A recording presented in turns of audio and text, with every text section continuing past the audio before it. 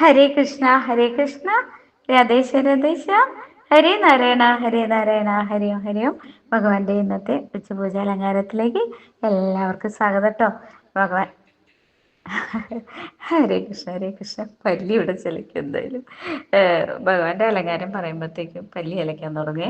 ഹരേ കൃഷ്ണ. അങ്ങനെ നമ്മളിന്ന് ഭഗവാന്റെ ഉച്ചപൂജ അലങ്കാരത്തിലേക്ക് പോവുകയാണ്. പൊന്നുണ്ണിക്കണ്ണൻ ഇന്ന് എങ്ങനെയാണെന്ന് ശ്രീലകത്ത് നിൽക്കുന്നത് എന്ന് നമുക്ക് നോക്കണ്ടേ. കാണണ്ടേ കണ്ണനെ കാണണ്ടേ. ഹരേ കൃഷ്ണ. അങ്ങനെ നമ്മളിന്ന് ഭഗവാനെ കാണാൻ പോവാണ്. ശ്രീലകത്ത് ഉച്ചപൂജ നട അടച്ചു തുറന്ന് ആ പൊന്നുണ്ണിക്കണ്ണൻ ഇന്ന് നെയ്തിയൊക്കെ കഴിച്ച് എങ്ങനെയാണ് പൊന്നുണ്ണി ഇങ്ങനെ സന്തോഷവാനായി നിൽക്കുന്നത് എന്ന് നമുക്ക് നോക്കണ്ടേ. ആ പൊന്നുണ്ണിയെ കാണാനായിട്ട് എല്ലാവർക്കും സ്വാഗതം. എന്നോടൊപ്പം എല്ലാവരും വരികട്ടോ. ഗുരു ഭവനപുരിയിലേക്ക് എല്ലാവർക്കും സ്വാഗതം. ഹരേ കൃഷ്ണ. അങ്ങനെ നമ്മളിന്ന് ഭഗവാന്റെ അടുത്ത് എത്തുകയാണ്.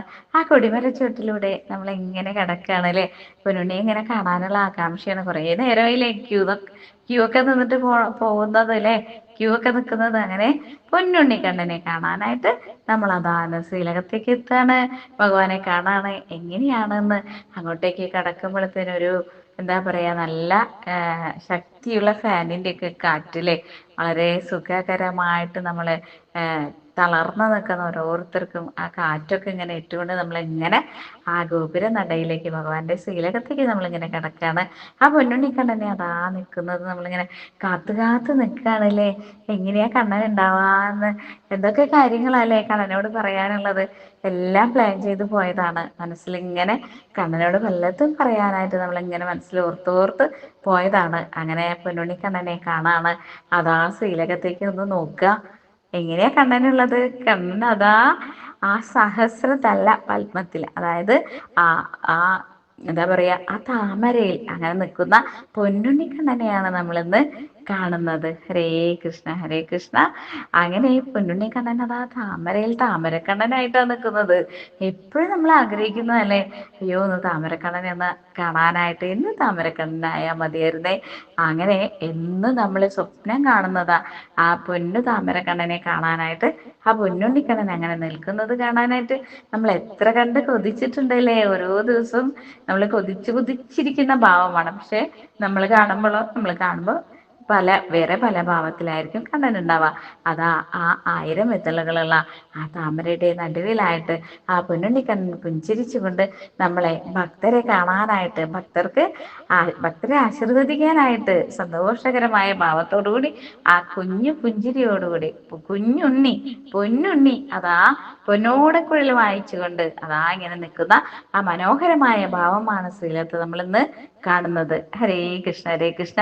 അങ്ങനെയുള്ള തൃക്കാൽ പണച്ചുകൊണ്ട് നിൽക്കുന്ന പൊന്നുണ്ണിക്കണ്ണനെ ഇങ്ങനെ കാണുമ്പോ എന്ത് ചന്തല്ലേ. സുന്ദരക്കുട്ടനായിട്ട് ഇങ്ങനെ ആ പൊന്നു താമരയിൽ ഇങ്ങനെ നിൽക്കുന്ന ആ ഭാവത്തെ ഇങ്ങനെ പൊന്നുണ്ണിക്കണ്ണനെ ഇങ്ങനെ കാണാനായിട്ട് കണ്ണൊക്കെ ഇങ്ങനെ നിറഞ്ഞു പോവാണല്ലേ. കണ്ണനെ നമ്മൾ ആഗ്രഹിച്ചാണ് ഇന്ന് പൊന്നുണ്ണി ഇങ്ങനെ ആയിരിക്കുമെന്ന് ആഗ്രഹിച്ചുകൊണ്ട് നമ്മൾ അതാ ഇന്ന് ശ്രീലകത്തേക്ക് എത്താണ്.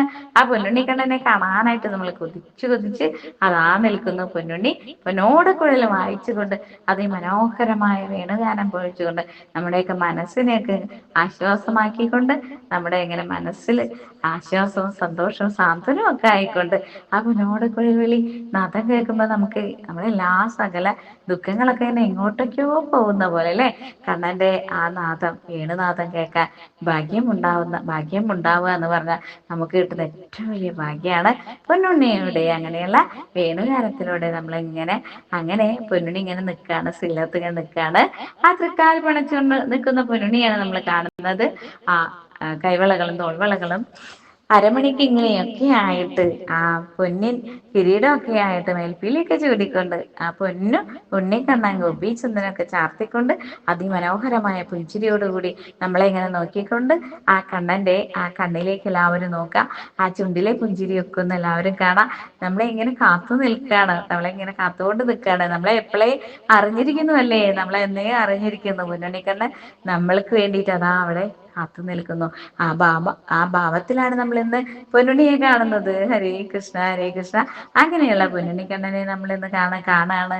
വളരെയധികം സന്തോഷത്തോടു കൂടി നമ്മളിങ്ങനെ ഭഗവാന്റെ പൊന്നു തൃപ്പാദങ്ങൾ നമ്മളിങ്ങനെ നമസ്കരിക്കുകയാണല്ലേ.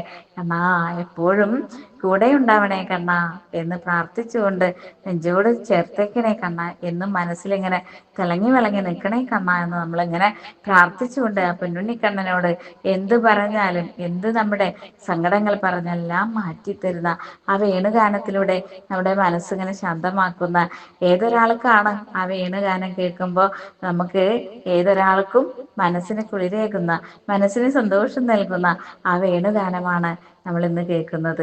ആ പൊന്നുണ്ണിക്കണ്ണൻ നമുക്ക് വേണ്ടി വേണുകൂതിക്കൊണ്ട് ആ താമരയിൽ അതാ പൊന്നുണ്ണി ഇങ്ങനെ തൃക്കാൽ പണച്ചുകൊണ്ട് നിൽക്കുന്ന അതിമനോഹരമായ ഭാവത്തെയാണ് നമ്മൾ ഇന്ന് കാണുന്നത്. എപ്പോഴും പറയാനും ഉച്ചപൂജ അലങ്കാരത്തിൽ ഏറ്റവും കൂടുതൽ എനിക്കും ഇഷ്ടം താമരക്കണ്ണനെ പറയാനാണ്. കാര്യമുണ്ട് കേട്ടോ, താമരക്കണ്ണനെ പറയുന്നതിലും ഒരുപാട് ഉദ്ദേശങ്ങളുണ്ട്. കണ്ണൻ അത്രയും സന്തോഷവാനാണ്, അതുകൊണ്ടാണ് താമരയിൽ കയറി നിൽക്കുന്നത്. അങ്ങനെയുള്ള പൊന്നുണ്ണി കണ്ണനെ നമുക്ക് അവിടെ കാണാം. ആ ശ്രീലകത്ത് നെയ്വിളക്കിന്റെ ഒക്കെ ഇങ്ങനെ ശോഭയിൽ ഇങ്ങനെ തിളങ്ങി വിളങ്ങി നിൽക്കുന്ന പൊന്നുണ്ണിക്കണ്ണനെ നമുക്ക് കാണുന്നുണ്ട്. അവിടെ നിന്ന് എത്തുന്ന ആ നെയ്ത്തിരിയുടെ ഗന്ധം ഇങ്ങനെ, ആ നെയ്വിളക്കിന്റെ നെയ്ത്തിരിയുടെ ഗന്ധം, ചന്ദനത്തിരിയും കർപ്പൂരത്തിന്റെ ഒക്കെ ഗന്ധം, ആ സാമ്പ്രാണിയുടെയും ശരിയാ ശരിയാ എല്ലാം ശരിയാണ്. കണ്ണനെല്ലാം അറിയാം.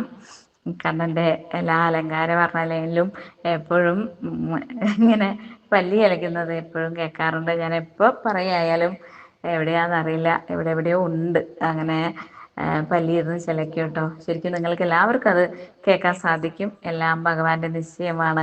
ഹരേ കൃഷ്ണ ഹരേ കൃഷ്ണ. ഞാനിത് പറയുന്നതും എൻ്റെ കർമ്മമാണ്. ഭഗവാൻ എന്നെ ഏൽപ്പിച്ച കർമ്മമാണത്. അപ്പൊ അതുപോലെ തന്നെയാണ് ഞാൻ പറയുന്നത്. ഹരേ കൃഷ്ണ ഹരേ കൃഷ്ണ. സന്തോഷം തോന്നുന്നു.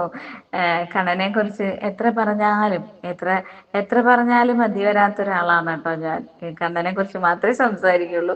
എപ്പോഴും കണ്ണനെ കുറിച്ച് മാത്രമാണ് എൻ്റെ ചിന്തകളും സംസാരങ്ങളും എൻ്റെ പ്രഭാഷണങ്ങളും എൻ്റെ ചെറിയ ചെറിയ സ്പീച്ചസും ഒക്കെ.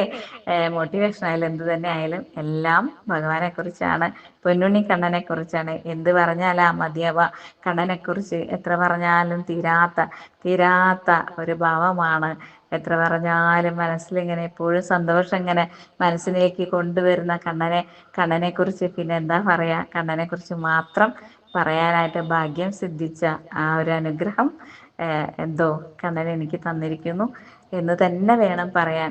കാര്യം ഞാൻ മൂന്നര വർഷമായിട്ട് ഭഗവാന്റെ ഉച്ചപൂജ അലങ്കാരം പറയുന്നു, ചെറിയ ചെറിയ സ്പീച്ചസ് പറയുന്നു. എല്ലാം ഭഗവാന്റെ അനുഗ്രഹത്തോട് കൂടി തന്നെയാണ് ഞാനിതൊക്കെ പറയുന്നത് കേട്ടോ. ഹരേ കൃഷ്ണ ഹരേ കൃഷ്ണ.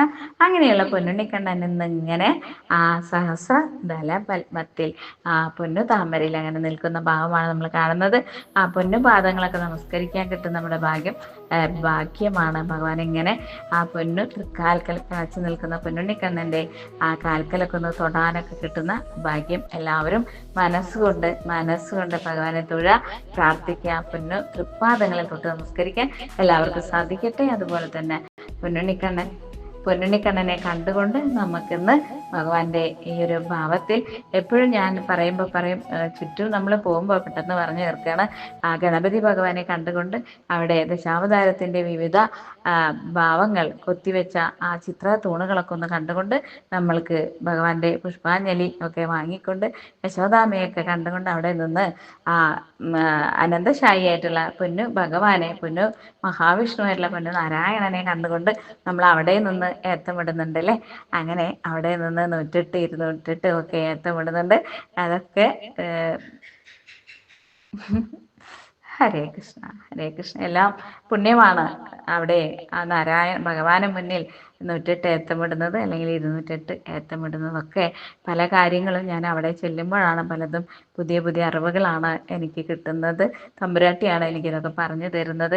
കഴിഞ്ഞ പ്രാവശ്യത്തെ എൻ്റെ യാത്രയിൽ എല്ലാ വിശുദ്ധമായ വിവരണങ്ങളൊക്കെ തന്നത് തമ്പുരാട്ടിയാണ്. എന്താ പറയുക, സത്യത്തിൽ ഞാനിതൊന്നും കാണുന്നൊന്നുമില്ല, എന്നാലും വ്യക്തമായിട്ട് എനിക്ക് പറയുന്നതൊക്കെ സത്യമാവുന്നുണ്ട് എന്നതാണ് ഏറ്റവും വലിയ പ്രത്യേകത. പറയുന്ന കാര്യങ്ങളൊക്കെ സത്യമാവുന്നുണ്ട് എന്നുള്ളതാണ്. ഞാനിതൊക്കെ ചോദിക്കുമായിരുന്നു, ഞാൻ പറയുന്ന എല്ലാ കാര്യങ്ങളും ഇവിടെയുണ്ടോ എന്ന് ചോദിക്കുമായിരുന്നു. എല്ലാം കൃത്യമായി തന്നെയാണ് ഞാൻ പറയുന്നത്. അതുപോലെ തന്നെ ഭഗവാന്റെ അടുത്ത് സശാൽ അനന്തശായി ആയിട്ടുള്ള ഭഗവാന്റെ അടുത്ത് വന്നിട്ട് 108ഉം 208ഉം ഒക്കെ ഏത്തമിടുന്നത്. ഓക്കെ, അങ്ങനെ എല്ലാവർക്കും സാധിക്കട്ടെ, ഭഗവാന്റെ അനുഗ്രഹം എല്ലാവർക്കും കിട്ടട്ടെ എന്ന് പ്രാർത്ഥിക്കാണ്. പിന്നെ തിരിഞ്ഞങ്ങ് പോയി കഴിഞ്ഞാൽ നമ്മളിങ്ങനെ ഭഗവാന്റെ നടയിൽ ബാക്കിൽ നിന്നുകൊണ്ട് നെഞ്ഞോടടുപ്പിച്ചുകൊണ്ട് കൈകാലുകൾ നിർത്തി വെച്ചുകൊണ്ട് അങ്ങനെ ഭഗവാനെ നീണ്ടു നേർന്ന് നമസ്കരിക്കാനുള്ള ഭാഗ്യം എല്ലാവർക്കും കിട്ടട്ടെ എന്ന് അതിയായി പ്രാർത്ഥിക്കുന്നു. ഹരേ കൃഷ്ണ ഹരേ കൃഷ്ണ. അങ്ങനെയുള്ള പൊന്നു ഗുരുവായൂരപ്പനെ കണ്ടുകൊണ്ട് നമ്മളെപ്പോഴും പറയുന്ന പോലെ മണിക്കിണറൊക്കെ ഒന്ന് കാണാം കേട്ടോ.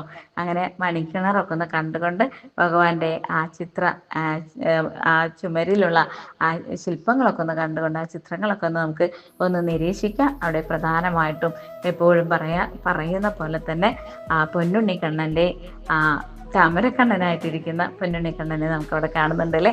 കുറച്ചങ്ങോട്ട് പടിഞ്ഞാറ് മാറിയാണ് ഇപ്പോഴത്തെ താമരക്കണ്ണൻ്റെ സ്ഥാനം എന്ന് പറയുന്നത്. തീർച്ചയായിട്ടും എപ്പോഴും ഭഗവാനെ കാണാനായിട്ട് ഗുരുവായൂർ പോവുകയാണെങ്കിൽ നിർബന്ധമായും പൊന്നുണ്ണിക്കണ്ണനെ കാണണം, താമരക്കണ്ണനെ കാണണം.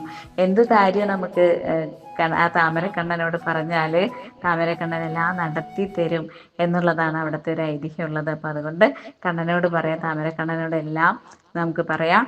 നമ്മുടെ ഒരു മോനായിട്ട് കണ്ടുകൊണ്ട് ഭഗവാന്റെ ആ അനുഗ്രഹത്തിൽ നമുക്ക് താമരക്കണ്ണനെ കൂടെ കൂട്ടാം. നമ്മളെ കാണുമ്പോഴത്തേക്കും നമുക്ക് തൊഴുതങ്ങ് നോക്കുമ്പോഴത്തേനും നമ്മുടെ കയ്യും പിടിച്ച് പിന്നാലെ വരുന്ന ആ താമരക്കണ്ണനെ നമുക്ക് കൂടെ കൂട്ടാം. നമ്മുടെ മനസ്സിൽ ഇങ്ങനെ ചേർത്ത് പിടിക്കാം. നമ്മളിങ്ങനെ പൊന്നോടക്കൊള്ളുമായിട്ട് നിൽക്കുന്ന പൊന്നുണ്ണിക്കണ്ണൻ്റെ ആ ഭാവത്തെ ഇങ്ങനെ മനസ്സിലേക്ക് ചേർത്ത് കൊണ്ടുവരാട്ടോ. എല്ലാവർക്കും മനസ്സിൽ നിത്യമായ ശാന്തി സമാധാനം ഉണ്ടാവാനായിട്ടും ജീവിതത്തിലെ എല്ലാവിധത്തിലുള്ള ദുരിതങ്ങളും കഷ്ടപ്പാടും എല്ലാം മാറാനായിട്ടും താമരക്കണ്ണനോട് പ്രാർത്ഥിക്കുക. അങ്ങനെയുള്ള പൊന്നുണ്ണിക്കണ്ണനാണെന്ന് താമരക്കണ്ണനായിട്ട് ഇന്ന് ശ്രീലകത്ത് നിൽക്കുന്നത്. അങ്ങനെയുള്ള പൊന്നുകണ്ണനെ കണ്ടുകൊണ്ട് നമുക്കിന്ന് അങ്ങോട്ട് വടക്കേ വാതിലൂടെ നമ്മളൊന്ന് താഴേക്ക് ഇറങ്ങുകയാണ്. അങ്ങനെ ഭഗവാനെ വീണ്ടും കാണുന്നു. ഹരേ കൃഷ്ണ ഹരേ കൃഷ്ണ. അങ്ങനെ ഇന്ന് എന്നോടൊപ്പം എൻ്റെ ശബ്ദത്തോടൊപ്പം ഇന്ന് ഗുരുഭവനപുരിയിലെത്തിയിട്ട് ഭഗവാനെ ശ്രീലകത്ത് കണ്ട നിങ്ങൾക്ക് എല്ലാവർക്കും ഭഗവാന്റെ നിത്യമായ അനുഗ്രഹം ഉണ്ടാവട്ടെ എന്ന് പ്രാർത്ഥിക്കുന്നു. അതുപോലെ തന്നെ ഇന്ന് ഭഗവാനെ കാണാനായിട്ട് ആ ഗുരുഭവനപുരിയിൽ എത്തിയിട്ടുള്ള എല്ലാവർക്കും ഭഗവാന്റെ നിത്യമായ അനുഗ്രഹം ഉണ്ടാവട്ടെ എന്ന് പ്രാർത്ഥിക്കുന്നു. അതുപോലെ തന്നെ എപ്പോഴും പറയാറുള്ള പോലെ ലോകത്തെമ്പാടുമുള്ള രോഗികളായിട്ടുള്ള എല്ലാവരുടെയും ഭഗവാനെ ഒന്ന് കാണാനായിട്ട് മനസ്സുകൊണ്ട് വിചാരിച്ചുകൊണ്ട് തിരുനടയിൽ എത്താനായിട്ട് ഒന്ന് സാധിക്കണേ എന്ന് പ്രാർത്ഥിച്ചുകൊണ്ടിരിക്കുന്ന എല്ലാവർക്കും എൻ്റെ ഈ ശബ്ദം എല്ലാവരുടെ കാതുകളിൽ എത്തട്ടെ എന്ന് ഞാൻ എപ്പോഴും പ്രാർത്ഥിക്കുന്നു. എപ്പോഴും അത് തന്നെയാണ് കേട്ടോ, എപ്പോഴും അങ്ങനെയാണ് പ്രാർത്ഥിക്കുക. എൻ്റെ ശബ്ദം എല്ലാവരിലേക്ക് എത്തട്ടെ എന്ന് ഞാൻ ആഗ്രഹിക്കുന്നു. ഹരേ കൃഷ്ണ ഹരേ കൃഷ്ണ. അങ്ങനെ എല്ലാവർക്കും ഭഗവാന്റെ നിത്യമായ അനുഗ്രഹം ഉണ്ടാവട്ടെ. പൊന്നുണ്ണിക്കണ്ണനെ കണ്ട് സന്തോഷത്തോടു കൂടി ആ താമരക്കണ്ണനെ കണ്ടുകൊണ്ട് എല്ലാവർക്കും നമ്മൾ തിരിക്കുകയാണ്. പോരാൻ തോന്നുന്നില്ല അല്ലേ, വല്ലാത്ത സങ്കടമാണ്. ഹരേ കൃഷ്ണ ഹരേ കൃഷ്ണ. വീണ്ടും വരാം. കണ്ണൻ എപ്പോഴും നമ്മുടെ മനസ്സിലുണ്ട്. ആ താമരക്കണ്ണനെ മനസ്സിൽ പ്രതിഷ്ഠിക്കുക. എപ്പോഴും കണ്ണനെ കാണാം. ഹരേ കൃഷ്ണ ഹരേ കൃഷ്ണ. രാധേശ രാധേശ. ഹരേ കൃഷ്ണ ഹരേ കൃഷ്ണ.